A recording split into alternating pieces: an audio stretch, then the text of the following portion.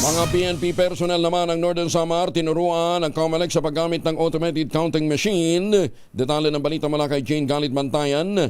RH34 Jane Membuntag.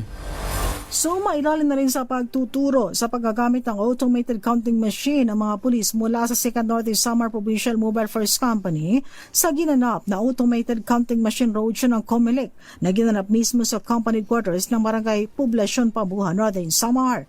Layunin naman ito na matuto ang nasabing mga pulis sa nasabing machines bago i-deploy sa iba't ibang lugar ngayong election period at maging handa sa sitwasyon pansiguridad na may kaugnayan sa machine. Itinuro sa nasabing mga pulis kung paano gumana ang nasabing machine. Isa-isang sumubok ang nasabing mga pulis sa paggagamit nito. Tuloy-tuloy naman ang ginagawang roadshow ngayon ng COMELEC sa mga barangay sa lalawigan ng Northern Samar. Mula sa Aksyon Radyo Katarman sa lalawigan ng Northern Samar, RH34 Jane Galit Bantayan, una sa Pilipinas, una sa Pilipinas.